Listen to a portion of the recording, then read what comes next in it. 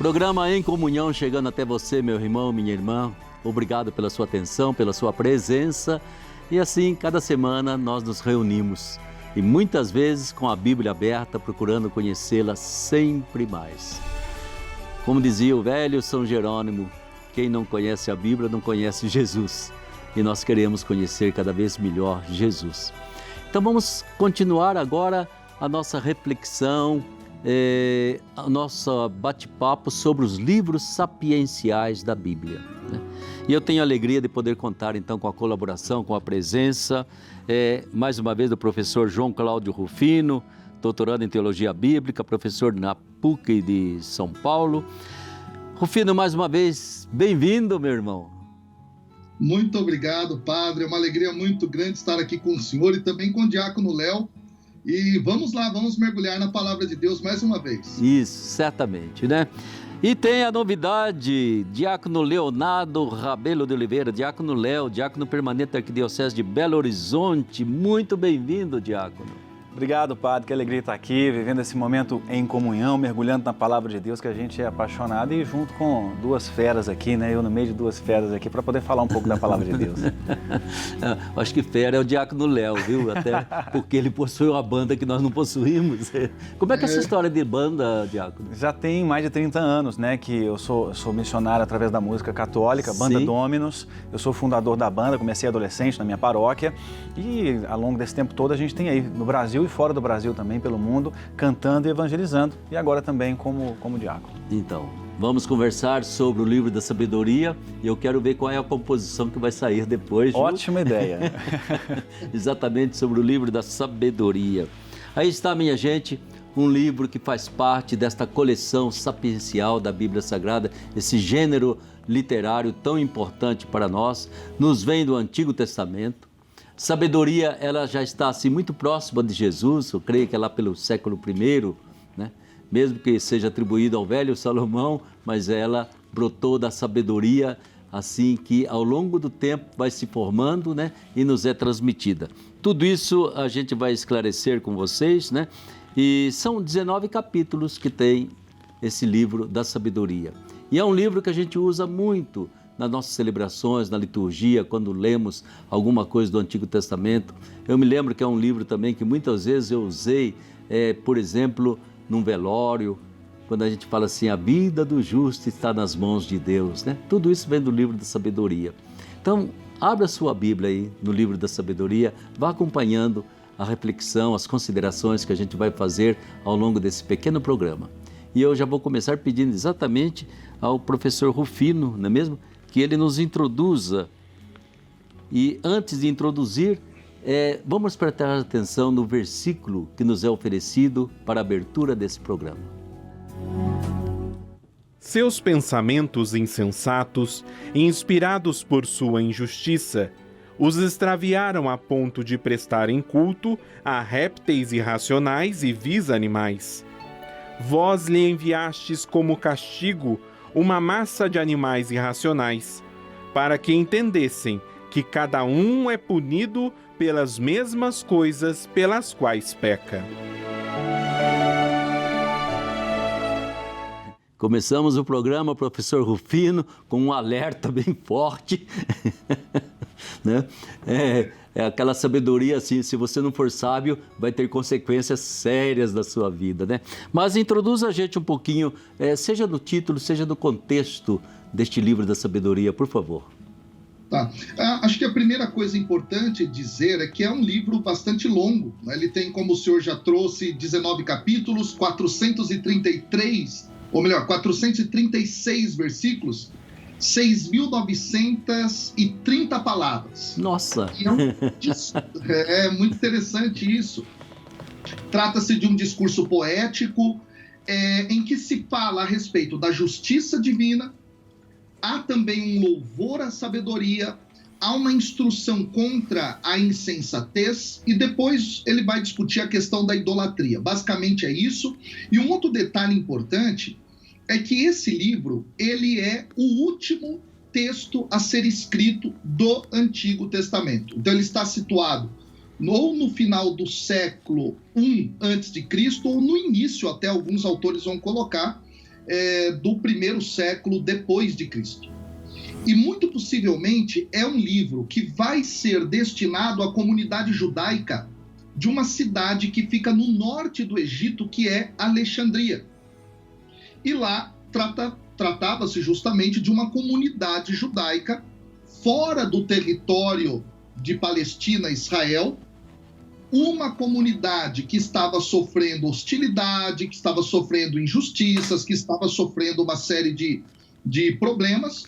E nesse sentido, o autor ele vai tentar dar força para essa comunidade, tentando com esse livro fazer uma espécie de resgate também aqui da tradição judaica, da tradição dos antepassados, para tentar mostrar para eles que eles deveriam, diante de toda aquela situação, permanecerem fiéis e, ao mesmo tempo, também viverem de acordo com a justiça divina, a justiça de Deus, o querer do Senhor. Basicamente, por aí é que vai a coisa. É interessante. Ou seja, é um livro que certamente, então, já foi escrito em grego, seria isso, né? Sim. Em grego, né? E ele pode ser atribuído a um autor, alguém que realmente pegou e falou, esse pessoal está precisando, ou ele é uma compilação?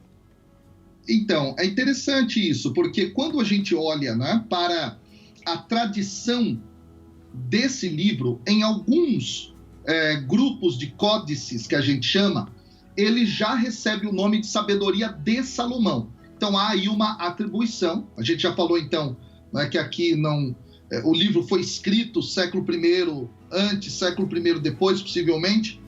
Então não é o período de Salomão. Salomão está lá no século X a.C. Então nesse sentido foi atribuído a ele, né, como patrono da sabedoria e assim por diante. Agora, é muito interessante que na tradução mais antiga da Bíblia para o latim, tá? O título é só Livro da Sabedoria, já não aparece mais Sabedoria de Salomão. Então o autor, ele é desconhecido, era um judeu conhecedor do mundo cultural grego, né, e vivia muito possivelmente na cidade de Alexandria, que era um centro cultural da antiguidade muito importante. Creio que isso é importante, né? E Alexandria já sofria, ou já passava por toda a influência da cultura grega também, né? Ou seja, Biblioteca de Alexandria, né? Talvez foi uma das maiores da antiguidade, se não a maior, né? Ou seja, o nível cultural da cidade devia ser muito alto já nessa época. E daí a gente imagina qual é o influxo que inevitavelmente exercia em cima das pequenas comunidades. Acho que são comunidades da diáspora já, né? Comunidades da diáspora dos judeus, né? Como é que você vê, ô Diácono Léo, esse livro da sabedoria? Eu estava achando muito interessante quando o João coloca que esse povo judeu que ali vivia em Alexandria, essa cidade grande, essa cidade com, na época, mais ou menos 600 mil habitantes. Agora veja, uma cidade de 600 mil habitantes. Imensa. Quase 150 mil de judeus. Verdade. Então tinha uma quantidade de judeus tão grande lá que já estavam ali se organizando, eles estavam assumindo os trabalhos e tudo. Só que depois que o Império Romano chega, e é muito importante a gente entender o contexto de como ele foi escrito, esse Império Romano que chega começa a tirar daqueles que não são de lá, que são os estrangeiros, no caso os judeus, aqueles trabalhos. E aí os judeus ficam passando as necessidades, dificuldades econômicas, perseguições, essas que o João está dizendo. E aí é muito interessante que alguns judeus, eu acho isso para mim o que mais me chama a atenção, eles começam a entrar nessa cultura helenista e a abandonar a sua fé. Abandonar a sua cultura judaica para entrar na deles, dos gregos ali, porque senão a gente vai ficar de fora, a gente vai passar necessidade. Então nós temos dois grupos, um grupo que começa a abandonar a sua fé de judeus, né?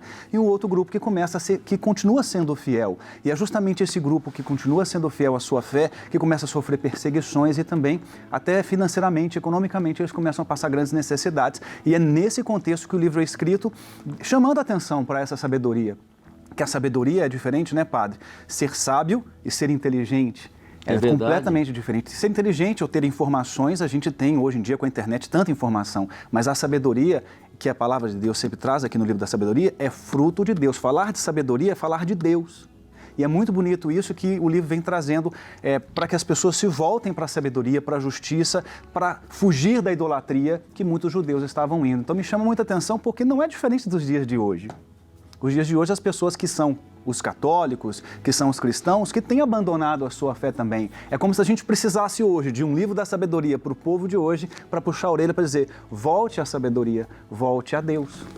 Exatamente, né? Eu acho que a gente perde a sabedoria e começamos a viver na rapidez da superficialidade. Exatamente. Né? Tudo rápido, tudo fast food. Ninguém se alimenta mais profundamente. É o fast food que interessa, é o entretenimento, né? É a comunicação imediata. Mais raso, né? Mais raso, a superficialidade. Eu acho que a superficialidade é que vai levando cada vez mais a essa desigualdade dolorosa que ainda existe há tantos séculos. Está aí, então, esse livro da sabedoria, que eu acho que é muito importante a gente perceber, né? Como a inspiração divina chega, né? Vai se formando ao longo da história. Ela não tem limites geográficos, não é um território apenas, né? Mas é um povo, talvez, não é o Rufino, a gente poderia dizer, é o resto de Israel que permanece sempre fiel. Com exílio, sem exílio, na diáspora ou ali na Terra Santa, esse grupo permanece fiel. E essa fidelidade, essa palavrinha, eu gostaria que vocês comentassem um pouquinho, porque ela surge muito no livro de sabedoria. A gente gostaria de entendê-la bem, entende? Justiça, ser um homem justo. José era um homem justo, né? O justo está nas mãos de Deus. O que encerra esse termo bonito chamado justiça? Bom, aqui nós temos algumas coisas importantes, tá? Existem várias palavras na língua hebraica para a designação da justiça. A mais utilizada, digamos dessa forma, é a palavra tzedaká. E tzedaká, no Antigo Testamento, designa a obediência à lei de Deus. Sim. E quem é justo? O que obedece à lei. E nesse sentido, ele vai ter paz com Deus. Ele terá uma comunhão com o Senhor. Um pouco essa a ideia que está colocada. E nesse sentido, seguir a lei de Deus é amar a Deus e amar o próximo. E aí uma curiosidade interessante, lá em Israel, muito dificilmente você vê, atualmente, tá? Pessoas pedindo dinheiro na rua.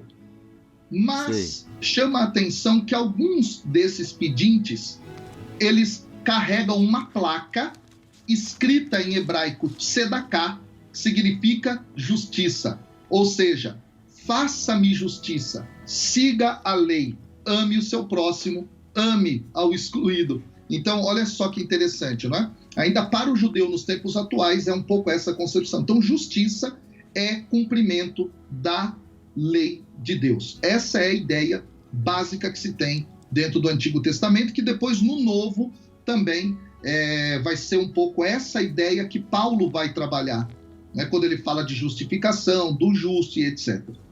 Eu tenho a impressão, não é, que quando Paulo entra nessa temática, né? Ele vai usar a palavra justiça, quem justifica, quem não justifica, mas ele, num certo sentido, ele vai dizer, gente, não é apenas ser fiel à Torá, não é a lei que justifica, entende? Há uma relação de amor, né, que nos vem de Deus, é ela que vai justificar, ou seja, a palavra justiça, ela acaba trazendo essa medida do reino de Deus anunciada por Jesus, né? E vai entrar então um pouco esse contraste. Como é que você vê esse termo, Léo, que aparece com tanta frequência aí no livro da sabedoria? O que me chama atenção quando fala no versículo 14 do capítulo 6, diz assim, quem por ela madruga não se cansa, pois encontrará sentada à porta, e quem ficar acordado por causa dela, em breve estará seguro. Ele traz para mim uma conotação de esforço. Para que eu alcance essa sabedoria, ela não cai do céu no meu colo. Sim. É isso que o senhor falava, né? Não é essa justiça por ela mesma, mas de adesão mesmo, né? Essa fé, né, no nosso caso, falando de fé, é que não é simplesmente o acreditar, não é simplesmente eu viver, não. Eu tenho que aderir. E sem esforço, me deixa muito claro isso, a gente não alcança essa justiça e essa sabedoria. Quando ele atribui a Salomão, e no capítulo 9 tem a oração de Salomão para pedir a sabedoria, Sim. é muito bonito porque Salomão, esse grande homem que era sábio, né, que ficou tão forte que até atribuíram a ele isso, para poder dizer, até Salomão, um homem que foi o grande Salomão, ele se curva e clama e pede sabedoria. Então, se Salomão pediu essa sabedoria, quanto mais eu, que não sou o rei Salomão, tão forte, eu também preciso clamar e me esforçar para que ela seja na minha vida. Então, é muito claro isso, que, como quando diz assim, é preciso madrugar por ela. Né? O que eu tenho feito, trazendo para a nossa vida hoje, né? Como eu gosto sempre de trazer para a nossa vida, o que hoje eu tenho feito para alcançar essa sabedoria, para alcançar essa justiça de Deus na minha vida? O que para mim hoje seria madrugar? Qual é o meu esforço? Porque sem esforço a gente não alcança, né, Padre? Certamente, né? Eu acho que a gente sabe que não é o esforço que conquista, mas Sim. é o esforço que demonstra aquilo que eu desejo que Deus me conceda, né? Vai ser sempre obra da misericórdia dele, mas essa tensão que eu tenho, eu quero chegar lá. É verdade. E não vou dar conta. Então, faça o favor de me dar o seu espírito para que eu chegue àquilo que eu almejo. Professor Rufino, que temas você acha que são interessantes, mais chamativos nesse livro da sabedoria? Eu gostaria de ouvir. Olha, tem temas fantásticos. Um deles é a questão da justiça, de fato. Sim. Esse tema vai aparecer no livro inteiro. Então, desde o primeiro versículo, por exemplo, que ele já traz uma ordem, né? Amem a justiça, tá? Até o último versículo, por todo ele, toda essa questão vai aparecer. Um outro tema também que chama muita nossa atenção dentro do livro é aquilo que a gente poderia chamar de julgamento dos ímpios. Em outras palavras, é assim, o texto fala que Deus julgará os ímpios. E isso, Sim. ao longo de todos os capítulos, vai aparecer 14 vezes. 14. E se a gente olhar para uma variação do termo ímpio, essa mesma construção, julgamento de Deus, vai aparecer ligado aos injustos 6 vezes. Ou seja, Deus não vai deixar impune quem não pratica a justiça, quem não pratica o direito, quem vive de forma errada, digamos assim, em relação a Deus e ao próximo. Nesse sentido, o texto também vai trabalhar uma novidade para o Antigo Testamento, que é justamente a ideia de uma vida após a morte, uma imortalidade da alma, que o livro da sabedoria trata de uma forma muito mais clara. Para a gente ter uma ideia, o livro da sabedoria vai ser o primeiro livro do Antigo Testamento que vai deixar límpida esta concepção. Tanto é que o substantivo imortalidade, anastasias em grego, tá? Daí o nome até Anastácia vem disso, Sim. Aparece 5 vezes. E o adjetivo que é o adjetivo imortal, ele vai aparecer dentro do livro uma vez. Athanatos. Então ele vai ser o primeiro a justamente trabalhar essa dimensão. Ou seja, Deus virá para fazer um julgamento daqueles que são ímpios e a imortalidade da alma está reservada àqueles que vão viver de acordo com a justiça. Então, as coisas se ligam aí, tem uma coisa bem interessante nesse meio todo. Então, você chamou a atenção de uma coisa. Ou seja, não era tão claro, então, na mentalidade religiosa do povo, essa questão de imortalidade, entende? Ou de vida eterna, não era um conceito assim tão comum? Não era. De fato, quando você olha para toda a dinâmica de traçar a concepção de morte, vida eterna no Antigo Testamento, a gente começa a perceber que esta noção, ela passa a fazer parte do processo da revelação divina quando o povo está justamente ameaçado por aqueles que são os dominadores gregos. Sobretudo nesse momento em que muitos estão morrendo, eles vão lançar um olhar de esperança para o pós-vida. Então é nesse momento que esta concepção passa a figurar dentro da concepção de fé dos judeus, e o livro da sabedoria é um registro disso, né? Então esse dado é muito interessante. Já na época de Jesus, já era muito mais comum, sobretudo entre fariseus, entre zelotas, entre os essênios, que são grupos da época, sim, acreditarem na vida após a morte, numa imortalidade da alma, numa vida eterna. Agora, ainda dentro do período de Jesus, os saduceus, por exemplo, eles não entendiam dessa forma. Sim. Até porque a questão da vida após a morte, ou seja, viverá eternamente quem morre, digamos assim, por fidelidade, um pouco daí que vem essa ideia, para o saduceu não era bom. Por quê? O saduceu é um grupo ligado às esferas dos dominantes. Em outras palavras, eles tinham comunhão tanto com os dominadores gregos, quanto depois os dominadores romanos. E se você fala que se você morrer pela tua fé, sendo fiel, você vai conseguir vida eterna, para eles que estão no poder é ruim. Eles não querem nenhum movimento de revolução, de agitação social. E o discurso da ressurreição leva muito a essa ideia, esse impulso de transformação.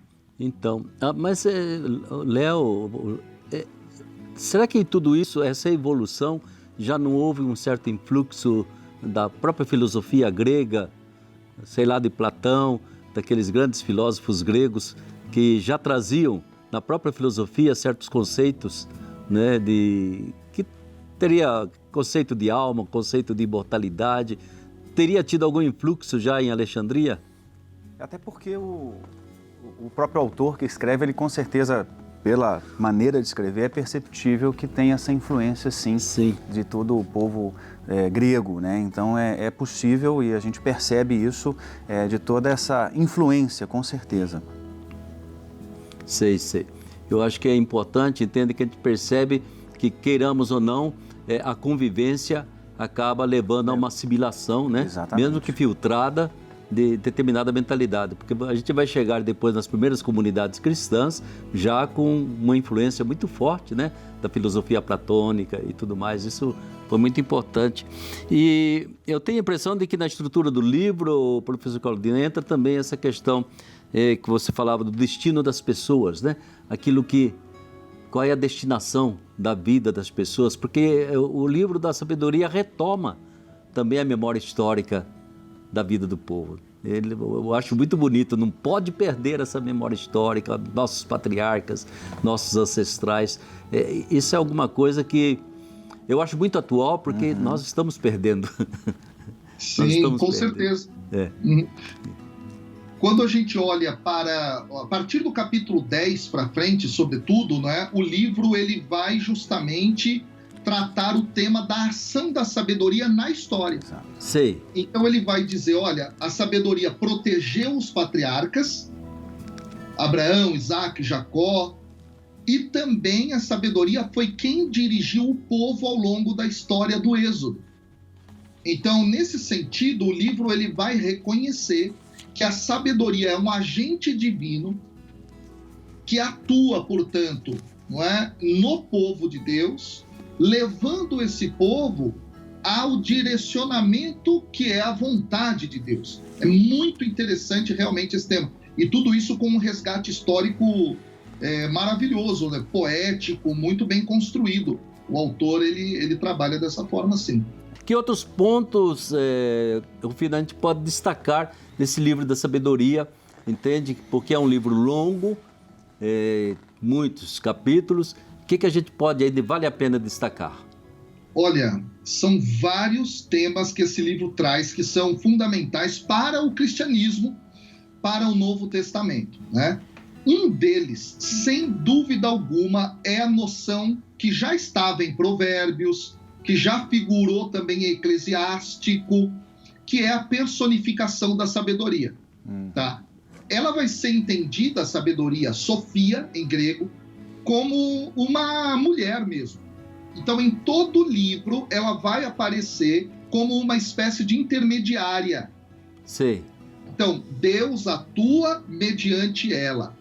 E é interessante que a ela se ligam verbos de ação, mostrando mesmo essa questão da personalidade. E aí há um detalhe, gente, muito importante. alguns padres da igreja, que são aqueles primeiros teólogos cristãos, eles vão trabalhar uma teologia da sabedoria, a qual eles darão o nome de sofiologia. E essa sofiologia, o estudo da sabedoria, em alguns momentos a atrela, a liga ao Espírito Santo. Então, Deus atua no mundo mediante o seu Espírito, e essa é a sabedoria. 2. Jesus como a própria sabedoria de Deus. Há um versículo dentro do Evangelho de Mateus onde isso aparece. Jesus como a sabedoria do Pai. Então atua no mundo. Detalhe fantástico. Mas o mais fantástico nesse sentido para mim é entender que dentro do judaísmo, do século I antes, do século I depois de Cristo, existe toda uma reflexão, sobretudo na escola judaica de Alexandria, de compreender aquilo que são os componentes de Deus. Vamos dar uma explicação muito interessante aqui. Deus é sábio. Só que esses judeus diziam assim: a sabedoria não é o sábio, ela vive no sábio. Então, a sabedoria é uma coisa, o sábio é outra. Se Deus é sábio, a sabedoria está dentro dele. E se Deus é o que é desde toda a eternidade, desde sempre nele vive a sabedoria. Olha que coisa interessante. Essa base de reflexão vai servir para os padres da igreja, por exemplo, para a elaboração da teologia da Trindade, que é uma revelação que vem sendo feita ao longo da história do povo, e eles vão compreender como, em Deus existe sabedoria, existe desde toda a eternidade, mas Deus também é um Deus que fala, portanto em Deus há o Logos, e o livro da sabedoria fala de Deus, sabedoria e também do Logos, ele relaciona essas realidades. E o Evangelho de João vai pegar o quê? O Logos, o verbo, a palavra estava com Deus e era Deus. Porque se Deus é Deus, ser perfeito não pode ser mudo. Portanto, a palavra não é o falante. Olha que coisa fantástica. A palavra não é o falante, mas a palavra está no falante. E aí uma relação profunda entre o que fala, entre a palavra e a mediação da palavra e do falante. Qual é a mediação da palavra e do falante que os padres da igreja falavam? O sopro, o vento. Toda vez que você fala, você emite uma palavra que não é você, falante, e é o vento, que passa pelos seus lábios, aparelho fonador, e nesse sentido, o falante é o Pai, a palavra é o Filho, e o sopro é o próprio Espírito, mediador entre um e outro. Então, isso tudo é baseado na concepção que o livro da sabedoria traz. E é fantástico, isso é maravilhoso realmente. E você lembra uma coisa que eu acho muito importante, então, entende? Todo o Antigo Testamento é uma profecia de Jesus e prepara para a mensagem de Jesus e nos prepara também para essa novidade imensa da Santíssima Trindade, né? Um mistério de amor, de sabedoria, de tudo que a gente possa imaginar. E como que a gente, lendo a Bíblia do começo ao fim, vai fazendo esse caminho pedagógico, né? Para chegar de repente, e Ele é realmente o Filho de Deus, né? Ele esteve no início da criação, Ele vai estar no final da história. Jesus, Ele é a sabedoria do Pai, né?